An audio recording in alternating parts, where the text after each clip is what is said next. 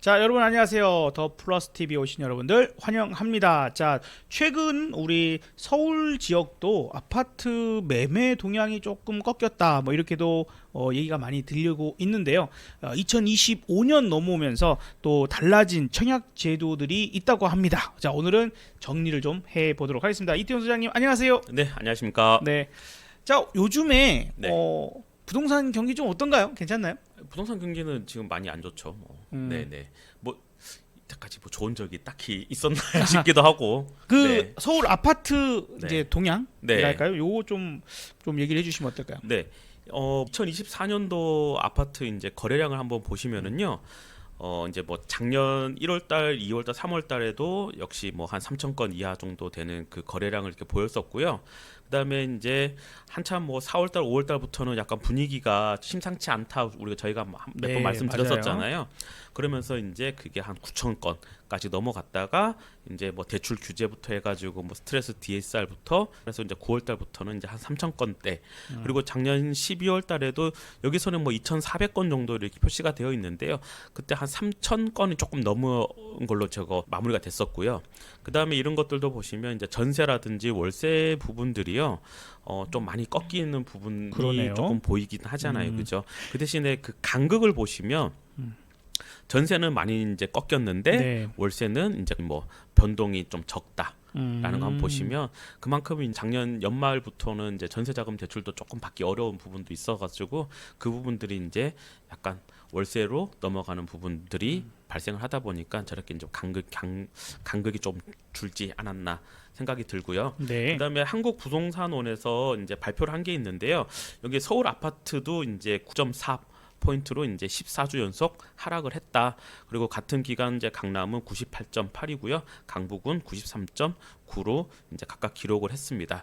여기서 매매 수급 지수는요. 아파트 매매 시점이 수요와 공급이 지수화한 거를 만든 건데요. 기준선이 이제 100으로 보시면 되고요. 낮을수록 이제 집을 사려고 하는 사람보다 팔려고 하는 사람들이 더 많다. 그러니까 매물이 조금 많이 쌓여 있다라고 생각하시면 될 것 같습니다. 이제 숫자가 낮을수록 그렇죠. 네, 살려는 사람보다는 팔려는 팔려고 하는 사람이 사람이, 많고 100 이하로 떨어졌기 때문에 지금은 전체적으로는 네. 살려는 사람보다는 팔려는 사람의 좀 네, 약간 대기가 소강 좀 많구나. 상태다라고 이제 생각하시면 될 것 같습니다. 전체적으로 뭐 매매, 월세, 전세 다 일단 거래량이 줄어들고 있어서 그렇죠. 지금 이동이 네. 좀 적구나라는. 많지는 이제 음, 이사 시즌인데도 약간 좀 그렇다라는 거고요. 네. 그다음에 저희가 저번 시간에 했던 것들 중에서 고가 아파트들도 네네네. 역시 이제 뭐 거래가 빈번하게 일어나는 것이 아니라 이제 띄엄띄엄 발생하다 보니까 저런 숫자에서는 이제 뭐 조금 반영되는 게 약할 수밖에 없겠죠. 네. 어쨌든 최근에는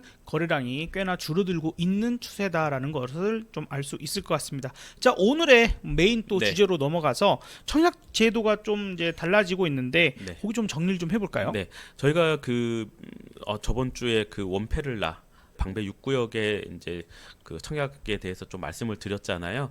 2월 3일 날 발표한 거를 보면은 저기 뭐야 거의 18,000개의 통장이 몰렸다라고 합니다. 18,000개. 네.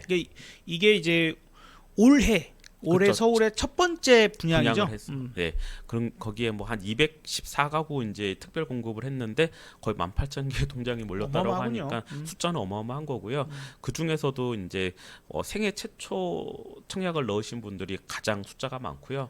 이제 신생아를 가지고 있는 뭐 신혼부부들 그런 분들이 많이 청약을 한 걸로 이제 발표가 됐고요. 네. 그다음에 또 여기에 보시면은 전체적으로 설명을 드리면 청약 제도를 이렇게 뭐 이미 주택을 가지고 있는 분들, 그러니까 이거는 이제 비아파트를 얘기를 드리는 거고요. 네. 그다음에 기혼자라면이라고 하는 거는 이제 예전에는 이제 결혼을 했는데도 불구하고 아파트 청약을 넣기 위해서 따로따로 이렇게 가지고 계셨던 분들이 많거든요. 네네네. 조금 불리했던 부분들을 혼인신고를 해서 이제 그런 제도들을 충분히 잘 이용할 수 있는 그런 부분들이 만들어졌고, 그다음에 아이가 있다면은 이제 신생아부터 해서 이제 다자녀들이 숫자가 예전에는 이제 3명이었다라고 하면 지금 이제 2명으로 낮아졌다라는 것도 있고, 그다음에 청년들한테도 어느 정도 기회를 부여하겠다라는 것도 있고요. 여기 줍줍이도 이제 마찬가지인 게 여기 청약 제도랑은 조금 상관이 없는 미분양이 났던 그런 부분들이 있는데요. 그러니까 줍줍이 같은 경우에는 예전에 동탄에 뭐 아파트 한 채 나왔는데 뭐 네. 통장이 130만 개가 130만 개예요. 엄청나게 몰렸다라는 거죠. 한 가구에 네. 네. 예. 그래서 뭐 그분이 뭐 어떤 연예인 꿈을 꿨다 당첨되고 막 그런 것도 기사화가 됐었거든요. 이제 그런 부분이 있었는데 서울에서도 요번에 마지막 이 제도가 바뀌기 전에 마지막 아파트가 창경궁 롯데캐슬이라고 하는 롯데캐슬. 아파트도 요번에 10가구가 나온 것 같은데 거기도 지금 청약률이 엄청 낮다라고 하거든요. 그것도 오늘 2월 4일 날 발표가 났습니다. 네. 그리고 마지막으로는 위장 전입. 이것도 뭐 청약 점수랑 상관이 있는 노부모 공약 그리고 특별 공급을 할 수 있는 노부모 공약이 있기 때문에 이런 부분들이 좀 제도가 조금 바뀌었다라고 생각을 하시고 네. 이제 조금 하나하나씩 구체적으로 들어가 보겠습니다. 이미 주택을 소유하고 있다면 네, 이거는 뭐 아파트를 가지고 있는 분들한테는 해당 사항은 안 되는 얘기고요. 네. 일단은 무주택으로 간주되는 비아파트 범위가 확대가 되었습니다. 일단 전용 85제곱미터 이하 공시가격 5억인 단독 다가구 연립 다세대 주택 도시형 생활주택 보유자들은요 청약제도상 무주택자로 봅니다. 5억 이하. 네. 네. 공시가격이 5억 이하면은요 수도권 시세로는 약 8억 이하 정도 되는 아파트고요. 여기서는 이제 동시 조건이에요. 85제곱미터 이하 공시가격이 5억 이하여야 돼요. 두 가지가 다 충족해야 됩니다. 네, 뭐 전용이 만약에 90제곱미터 의 거나 가격이 뭐 공시가격이 4억이면 안 된다라는 거예요. 둘 다 작거나 네. 예, 그래야 되는 거고요. 예전의 기준을 보시면 전용 면적이 60제곱미터 이하고 공시가격이 1억 6천만 원 1억 6천밖에 안 이하이기 때문에 됐군요. 네. 이제 빌라를 사면은 청약을 못 넣는 그런 사항들이 꽤 많이 있었다라는 걸 알 수 있고요. 네. 그 중에서도 뭐 단독 주택을 갖고 계셨던 분들이라든지 다세대 주택을 갖고 계셨던 분들한테는 청약을 할 수 있는 부분들이 없었다. 근데 이런 기회로 이제 만들어진 계기가 된 거고요. 그다음에 지방의 기준은요 조금 더 완화가 됐는데요. 예전에는 전용이 이제 60제곱미터 이하의 공시가격이 1억인 주택을 무주택으로 기준을 봤다라고 하면은요. 요번에 이제 바뀐 거는 전용 면적 85제곱미터 이하의 공시가격이 3억 원 이하인 비아파트까지 포함이 됩니다. 그래서 시세로 따지면 한 5억 이하의 이제 85제곱미터 이하의 비아파트가 여기서 해당이 됩니다. 두 번째로는 이제 기혼자라면인데요. 일단은 이게 신혼 부부들이 예전에는 조금 제약이 조금 있었어요. 그래서 부부가 같은 아파트에 동시에 청약을 넣으면 이제 당첨이 되더라도 둘 중에 한 명만 당첨이 되더라도 이제 부적격 처리가 되었었는데요. 그러다 보니까 각각 따로 이제 혼인신고가 안 되어 있으니까 각각 넣으면서 한 사람 둘 중에 한 명은 되라. 이런 개념이었다라고 하면은 그렇죠. 이제 아파트가 원체 또 어쨌든 살아야 그렇죠. 되는 게 중요하고 이게 네. 또 그 되면은 이제 또 꽤나 큰 그렇죠. 자산이 네, 큰 자산을 생길 수도 한번 만들어지는 있었던, 거기 상황이다 때문에 보니까. 그래서 혼인 신고를 하지 않았던 부부가 꽤 많이 있었다라고 합니다. 네, 요번에 이제 이런 제도를 통해 가지고 이제 신혼 부부들도 집을 장만하고 이제 뭐 아기를 갖는 것보다는 어쨌든 혼인 신고를 빨리 해서 이제 가족을 생기고 이제 뭐 자녀들을 빨리 갖게끔 하는 게 요즘에 이제 취지다 보니까 이런 것들도 만들어졌고요.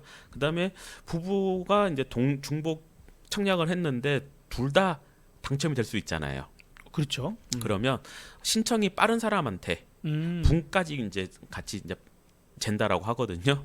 근데 분까지 같을 경우에는 이제 뭐 남편이 나이가 많거나 와이프가 나이가 많으면 연장자 순으로 이제 유효하게 만들어지고요. 또 부부가 아닌 세대원이 당첨자 발표일에 이제 같은 아파트에 동시에 당첨이 되면은요. 이거는 예전 청약처럼 부적격 이제, 처리. 세대원 한 명만 당첨이 되더라도 부적격 처리가 그러니까 된다고 자녀 합니다. 같은 경우가 같이 그쵸. 넣었다가 그쵸. 되면은 그거는 네. 이제 부적격이다. 그렇죠. 네. 이제 아버지랑 같이 살고 있는 자녀가 넣을 수도 있잖아요. 네. 그런 부분들에서는 조금 좀 알아두시면 괜찮을 것 같고요. 부부간 청약 통장이 이제 가입 기간이 일정 부분을 합산을 시켜주는 거예요. 예전에는 이제 둘 중에 하나만 쓸 수 있었거든요. 네. 이제 결혼하면 하나는 거의 이제 무용지물로 그런 상황이 됐었는데 이제는 합산을 해줘가지고요. 최대 3점까지 합산을 해줍니다. 그래서 본인 통장 가입 기간이 5년이면 7점이거든요. 배우자도 똑같이 5년을 가지고 있으면 7점인데 이거를 이제 두 명이서 합쳐지니까 이제 최대 3점까지 해서 10점이 되는 그런 상황이 만들어지다 보니까 1점 1점이 소중할 때는 저런 3점이면 엄청 큰 그렇죠. 점수거든요. 그래서 이제 그런 제도도 이번에 바뀌었다. 한 사람 7점에다가 다른 한 사람이 최대 3점을 3점까지. 합산이 되니까 총 네. 10점이 되는군요. 네. 네. 알겠습니다. 맞벌이 부부도 이제 소득 기준을 좀 완화를 해준 부분이 있는데요. 특별 공급 때 월 평균 소득이 140%에서 200%까지 확대가 됐는데 부부의 연소득을 약 1억 6천만 원까지 공공주택 특별 공급의 청약이 가능합니다. 그래서 신청자 본인이 결혼 전 당첨 이력이 있어도 신혼부부 특별 공급 청약을 할 수 있게 하는 제도도 개편 예정이 있습니다. 아, 개편 예정이네요. 네네. 네, 알겠습니다.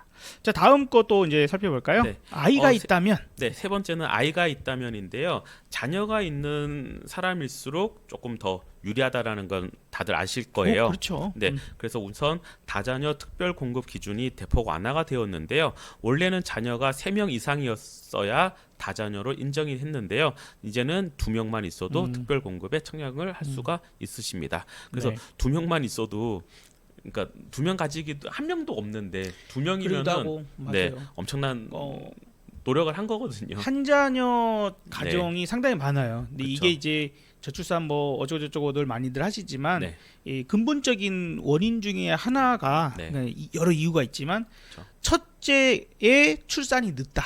그러니까 맞아요. 첫째의 네, 네. 출산이 늦다 보니까 이미 노산이야. 그래서 그쵸. 둘째를 낳기가 어려워지거나 이런 상황이 있고 그쵸. 아우 이제 나이가 먹어갖고 이제 둘째 못 키우겠어 이런 분도 계시고 그럼 이제 결혼 자체가 늦어서 또 그렇게 이렇게 또 그럼요. 가죠. 이제 네네. 직업이 늦게 갖게 돼서 또 뭐 이렇게 되긴 하는데 어쨌든 지금은 진짜 두 자녀만 있어도 다자녀 그 혜택이 주어지는 것들이 그쵸. 어디 뭐 입장하거나 네. 뭐 이런 것들 뭐 썰매장이나 이런 등등에서도 많이 주차장도 그러니까 아까 많이 말씀하셨듯이 있습니다. 네. 뭐 그러다 보니까 좀 결혼을 했지만 좀 자녀 계획이 없는 그런 부부들이 상당히 많기 때문에 맞아요. 네, 이제 젊은 친구들한테는 어쨌든 뭐 기회를 좀 제공을 하려고 하는 부분들이 이런 부분에서 좀 보이지 않나라고 생각이 들고요. 어쨌든 저출산이 워낙 심각하니까 사실은 약간 어떻게 보면은 누군가에게는 역차별이다 이렇게 네. 얘기가 나올 수도 있지만 그렇죠. 어쨌든 지금은 진짜 저출산 이걸 네. 극복해야 되는 게 또 네. 급한 것 같습니다. 맞습니다. 그래서 아이가 이제 신생아라고 하면은 이제 조금 더 도전해볼 만한 항목이 더 많아지는데요. 네. 모집 공고일 기준으로 출생 2년 이내에 자녀가 있는 가구는요. 신생아 특별 그리고 우선 공급에 신청을 하실 수가 있으십니다. 이때 소득은 청약 신청자의 세대를 기준으로 검증을 하고요. 부부 중 한 명만 소득이 있는 경우에도 월 평균 소득이 전년도 도시 근로자 월 평균 소득의 140% 이하, 맞벌이인 경우에는 200% 이하까지 완화를 해줬다라는 것도 보시면 되고요. 네. 2023년 3월 28일 이후에 출산한 자녀가 있는 경우에는요. 아까 방금 말씀드렸던 월 평균 소득의 이제 자녀 한 명은 10포인트 그리고 최대 20포인트까지 완화된 소득 및 자산의 요건을 적용을 시킨다라고 합니다. 네, 2023년 3월 네. 28일 이후에 출산한 자녀가 예. 이제 있을 경우 뭐 자녀가 한 명 있을 수도 있고 그쵸. 이후에 2명 있을 수도 있죠. 네. 이 정도 근데 저때 기간이면. 이제거든요. 네. 그리고 이제 현재 임신 중인 상태에서도 신생아 특별 공급 청약 신청이 가능합니다. 네. 그래서 신생아는 태아, 입양 자녀 모두 포함을 시키는 거고요. 특히 아이 출산 시점을 잘 고려를 하셔야 되는데요. 저출생 대책이 발표된 지난해 그러니까 2024년 6월 19일 이후에 출산하는 가구에는 기존에 당첨 이력이 있어도 특별 공급 당첨 기회를 한 번 더 부여를 할 예정이라고 합니다. 네. 이것도 법이 개정이 돼야 되는 부분이 있거든요. 그렇다 보니까 신생아라고 하는 부분도 이제 뭐 복중 태아도 이제 신생아 특별 공급 청약이 가능하다라고 하니까 임신한 경우에도 좀 좋은 물건이 있거나 좋은 뭐 지역에 있다라고 하면 한번 도전해 볼 수 있는 그런 부분이 있는 거죠. 여기서 뭐 그 제도가 있는지는 모르겠지만 네. 저 입양 자녀 포함이잖아요. 네.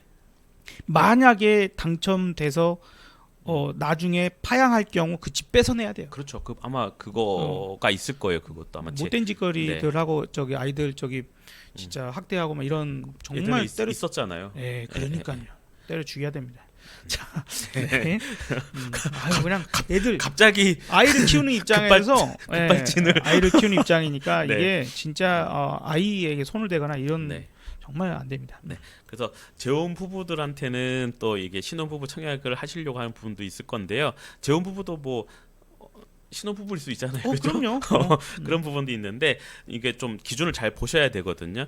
기존에 있는 자녀가 있는데 한 명 아기가 있다라고 해가지고 그거를 인정해주진 않나 봐요. 그러니까 전원 자녀가 특별공급 1순위 요건에 포함되지 않을 수 있기 때문에 잘 보셔야 되는데 이전 배우자와의 혼인관계에서 태어난 자녀는 신혼부부 특별공급 청약 1순위에 이제 해당되지는 않습니다. 이제 새로운 관계 부부에서 네. 이제 태어난 이제 아이가 해당된다. 네, 맞습니다. 그래서 자녀가 14세가 되었다라고 하면 청약 통장을 또 선물하는 것도 좋다라고 합니다. 그래서 미성년자 시절에 가입 인정 기간이 예전에는 2년이었다라고 하며 최대 5년까지 늘어나는 거고요.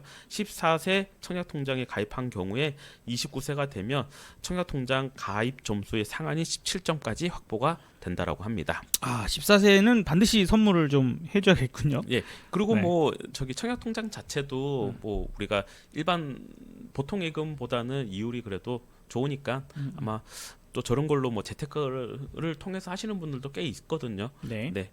좀 알아두시면 괜찮을 것 같아요. 네. 네. 그리고 청년들한테도 기회가 있는데요. 뭐 청년들은 좀 이런 전체적인 부분에서는 다 분리할 수밖에 없잖아요. 네, 그렇죠. 그렇잖아요. 뭐 가점이라고 하는 게 뭐 거의 없고 청약 통장 그 가입 기간만 있었었는데 이제 청년 특별 공급은 1인 가구가 신청이 가능한데 이게 민영 주택은 없어요. 근데 LH에서 공급하는 네. 뭐 3기 시도시에서 뭐 발표하는 그런 부분에서 공공주택 가운데 전용 60제곱미터 이하인 소형 주택을 통해서 특별 공급이 가능하고요.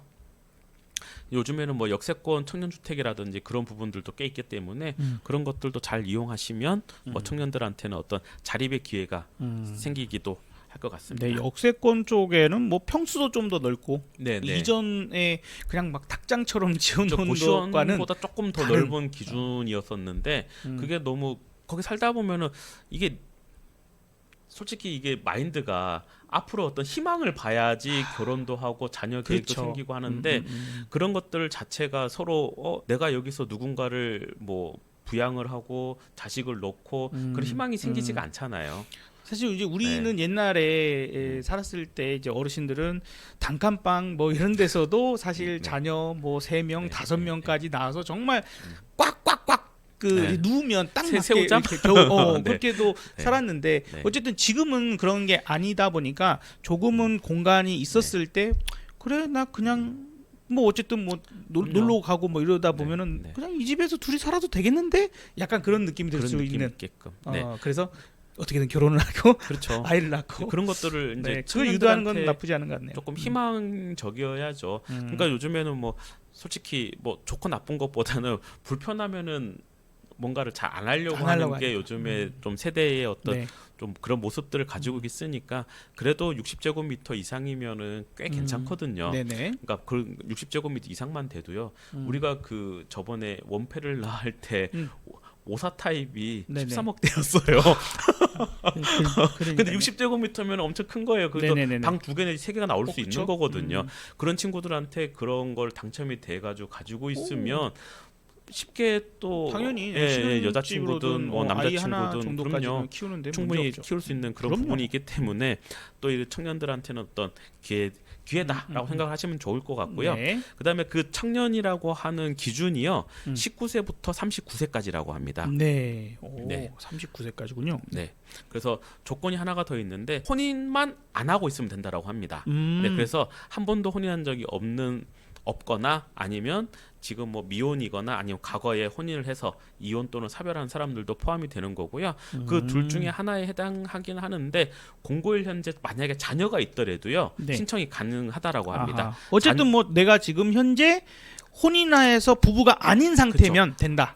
그러니까 자녀가 있어도. 그렇죠. 만 네네. 19세부터 39세까지 솔로이기만 하면 된다라는 거죠. 그래서 자녀가 있던 없던 상관없이 네. 네, 가능하다라는 거. 그래서 참 이게 괜찮은 것 같아요. 네. 네. 네. 그래서 특별 공급의 어떤 특별한 거는요. 다른 것들이 아니라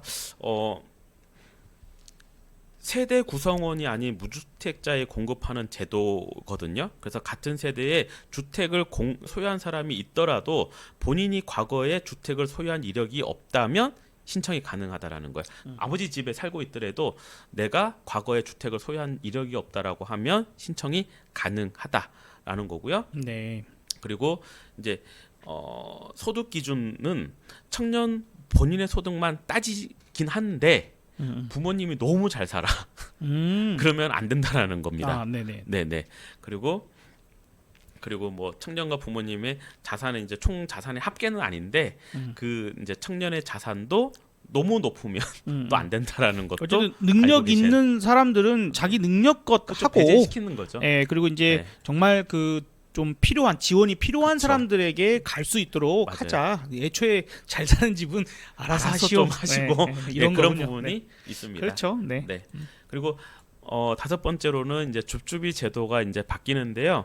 예전에는 이제 무순위 청약에 자격 조건이 붙는 건데 예전에도 이게 있었었대요. 네. 예전에는 뭐 사는 지역하고 보유한 주택하고 상관없이 19세 이상이면 누구든 청약을 해서 당첨이 되면 가능했는데 이게 그때 동탄에 그 아까 전에 말씀드렸던 하나가 나왔는데 130만 대 1. 네. 이제는 앞으로는 이제 다 보겠다라는 거예요. 그러니까 실수요자 중심으로 주택 공급이 될 수 있도록 해당 지역에 거주하는 무주택자만 지원이 가능하게끔 예전으로 다시 법이 돌아간다라고 알고 계시면 될 것 같고요. 네. 그래서 최근에 마지막 서울의 마지막 줍줍이가 창경궁 롯데자이 창경궁 롯데캐슬 롯데캐슬. 네. 마지막이어가지고 요번에 또 무순위 줍줍이로 청약률이 상당히 높았다라고 합니다. 네. 줍줍은 뭐 사람들이 왠지 느낌이 주스면 좋을 것 같고. 네. 근데 우리 저기 이태원 소장님은 거기 추천하지 않으셨잖아요. 네, 저는 별로 이득이 이게 안전 마진이 없다. 네, 일단은 그죠? 안전 마진이 없었으니까 미분양이 났었고요. 음. 그리고 두 번째 입지로 보면 거기가 조금 약간 언덕이 조금 있고 하나의 어떤 큰 커뮤니티를 가지고 있는 것이 아니라 크게 분산돼서. 좀 네. 이렇게 따로따로 조금 단지가 떨어져 좀 있는 떨어져 있다 부분도 보니까. 있었고요. 그다음에 그 주변을 상황을 봤을 때 인프라 자체가 어쨌든 뭐 입지적으로는 여기에서 집까지 올라가는 상황이면은 좀 한참 많이 걸어갈 때는 걸어가는 꽤 건 좀 힘들다. 힘들고 차로 그러면은, 이동해야 되는 여름에는 덥고 덥고 겨울에는 춥고 그런 부분도 있지 않을까라는 생각을 하긴 했었습니다. 언덕 위에 있으면 네네. 그럴 수도 있겠군요. 오면 가면 오면 가면 이동하는 게 조금 이동할 힘든 때 것도 걸어다니면 있고 뭐 네. 좀 학군도 조금 학교도 근처에 없었었고요. 그러다 보니까 제가 준비를 하려고 했었었는데 제가 준비를 그러니까 못했었었거든요. 별로 뭐. 마음에 안 드신다고 네. 이 좋은 것만 우리 저기 소개하고 추천하자 하셔가지고 네. 그건 뺐습니다. 네. 다음 근데 서울원이랑 같이 겹쳤었어요 그때 솔직히. 네, 그리고 마지막으로는 위장 전입이 네. 있는데요. 위장 전입은 이게 어떻게 보면은 뭐 꼼수죠. 예, 꼼수인데 시골에 계시는 왜 노부모님이 계시는 집이 있을 거 아니에요. 그렇죠. 이제 내가 모시고 산다. 네. 우리는 뭐 저기 뭐야 전입 신고만 하면은 그 인정이 되다 보니까 이제 그런 부분을 통해 가지고 청약 점수를 늘린 것도 있었고 그 다음에 노부모를 모시고 있는 분들한테 특별 공급이라는 걸 통해 가지고 또 집을 제공하는 그런 부분도 있었는데 그런 것들을 조금 원천에 좀 맞겠다라는 부분이 있어가지고요. 그런 것들을 이제 확인하는 부분들이 건강보험 요양급여를 내역을 이제 확인을 하겠다라는 거거든요. 그러면 이제 부모님들은 아무래도 저희보다 더 많이 또 자주 아프실 거 아니에요. 네. 이제 그러면은 병원이라든지 의원을 많이 다니실 건데 그것들이 이제 지금 살고 있는 거주지 주변에서 나타나야 되는데 시골에 있는 병원에 있는 병원이라든지 약국에서 뭐 약을 타 드신다거나 병원에서 진찰을 받으시면은 이제 의심을 하는 거죠. 그러면은 이제 위장 전입을 통해서 이제 뭐 당첨되신 분들한테는 다시 환수하겠다라는 내용인 거고요. 마지막으로는 이제 2024년도에는 이렇게 바뀌었었어요. 저희가 지금 전체적으로 네. 뭐 위장 전입까지 말씀을 드렸던 부분들이 왼쪽에 2024년도에 바뀐 것들이고요. 앞으로 바뀔 것들에 대해서도 제가 좀 중간중간에 말씀을 드렸었는데 민원주택 신혼부부 특별 공급 물량을 이제 18%에서 23%로 조금 확대를 하겠다라는 내용하고요. 그다음에 민영하고 국민주택 이제 신혼부부 특별 공급 당첨자 선정 시 신생아들한테 신생아를 가지고 있는 부부들한테 이제 저게 2살 이하거든요. 네. 이제 그런 부분들도 20%에서 35%까지 상향을 시키겠다라는 거고, 그다음에 신혼부부 특별공급 무주택 요건을 공골 현재 무주택으로 완화를 시켜주는 것. 그리고 신혼부부 특별공급 신청 시 신청자 본인의 과거 당첨 사실 이력을 배제를 시켜주겠다. 네. 그러면 한 번 더 도전할 수 있는 그런 기회를 주겠다라는 거죠. 그래도 아무래도 이제 혼자서 당첨이 된 거는 이제 평형대라든지 뭐 어느 위치라든지 그런 게 조금 불편했던 네. 것들을 이제 결혼을 해서 신혼부부 때 좀 좋은 쪽으로, 또 뭐 서울하고 가까운 쪽 아니면은 뭐 그런 걸 한번 기회를 주겠다라는 거고요. 마지막으로는 신생아, 신혼, 다자녀, 노부모 특별 공급 시 이제 출산 가구 이제 한 번 더 네. 추가로 당첨 기회를 부여하겠다. 뭐 라는 결국에 내용이 있습니다. 그냥 딱 봤을 때는 결혼하고 네. 애 낳고 좀 가정을 이루어서 사세요. 그렇죠. 그 조금이라도 집 마련하는데 좀 걱정을 덜어주겠다. 안 돼. 정부에서는 해줄 수 있는 것들이 그렇죠. 만나서 결혼하고 애 낳고 빨리 해라.